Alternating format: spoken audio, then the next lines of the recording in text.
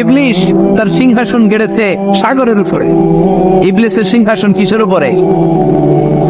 বিশাল বড় সাগর আর মহাসাগরের উপরে ইবলিস শয়তান তার সিংহাসন নিয়ে বসা।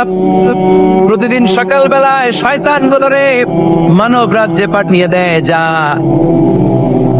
তোরা মানব রাজ্যে চলে যা, যে মানুষকে ওয়াসওয়াসা দেয়, ওয়াসওয়াসা দিয়ে খারাপ কাজ করা। সারাদিন খারাপ কাজ করার পরে কি কি ওয়াসওয়াসা দিল, কি কি খারাপ কাজ মানুষের মধ্যে ঘটালো, সন্ধ্যা বেলায় সব শয়তানে সেই ইবলিসকে বয়ান শোনায়।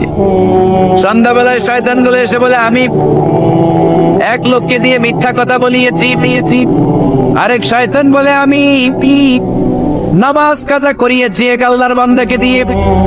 আরেকজন বলে, আমি ওজনে কম দিয়েছি। আরেকজন বলে, আমি সুদের ব্যবসার মধ্যে টাকা লাগানোর ব্যবস্থা করে দিয়েছি। এক একজন এক একটা ওয়াসওয়াসা দিয়ে আল্লাহর মুমিন বান্দাদেরকে ধোঁকা দিয়েছে।